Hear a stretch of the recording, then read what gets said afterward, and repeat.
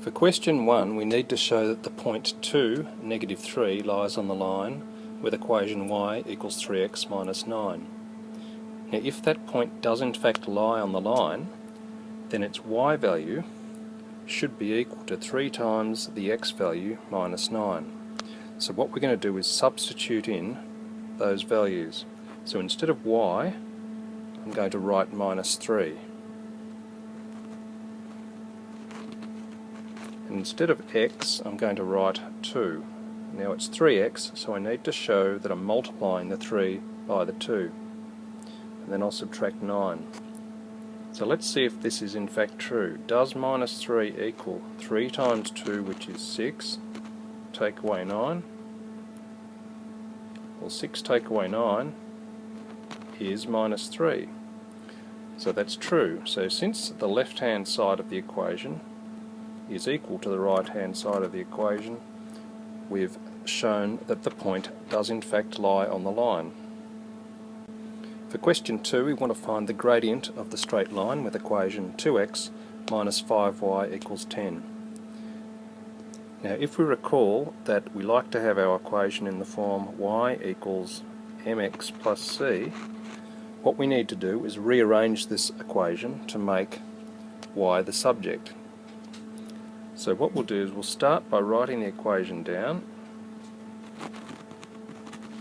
I'm going to keep the y term where it is on the left. We're going to take the x term, which is this 2x, we'll take it to the right hand side of the equation, making it a minus 2x, and the 10 of course is still on the right hand side of the equation. The last step to get y by itself is to divide all the terms by minus 5. So now we have y by itself, minus 2 divided by minus 5. Well, the minus signs cancel, and we'll leave that as 2/5, that can't cancel. And positive 10 divided by minus 5, positive divided by a negative is a negative, and 10 divided by 5 is 2. And now we can identify the gradient. The gradient is the value of m in y equals mx plus c. So our gradient has been shown to be 2/5. For question 3, we want to explain with a calculation why the line with equation y equals negative 5x plus 6 is parallel to the line with equation 20x plus 4y minus 13. Okay, we'll start off by saying that for our first equation, y equals negative 5x plus 6, you can see the gradient is negative 5. So m equals minus 5. If the other line's parallel to it, remember that parallel lines have the same gradient whether they're going up or down. So we need to rearrange the second equation, the 20x plus 4y minus 13 equals 0. We need to arrange that to make y the subject, so then we can look at its gradient. So we'll leave 4y on the left, but we'll take the other terms to the right hand side. So that 20x there goes across to the other side, it's now negative 20x, and that negative 13, when that goes to the other side of the equation, that becomes a positive 13. Remember, we need to get y by itself, so I'm going to divide every term by 4. So now we have y equals negative 20 divided by positive 4 is negative 5, and 13 divided by 4, I can leave that as a fraction, but we can see that the gradient, or the value of m here, is again negative 5, therefore lines are parallel. And a quick way of saying that is just to draw two parallel lines. Question 4, we want to find the equation of a line that has a gradient of negative 2. So straight away we can write an m next to that to show that the gradient's negative 2, and it passes through the point negative 1, 4.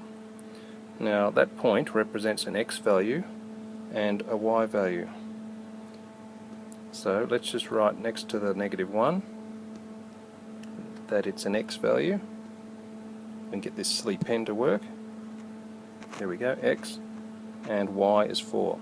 So we start off, we want to find the equation, so we'll write down the form of the equation that's useful to us, which is y equals mx plus c. And instead of y, we know that that's a 4. We know the gradient m is minus 2. We're going to multiply that with the x value, which is minus 1. So now let's simplify that. Negative 2 times negative 1 is positive 2.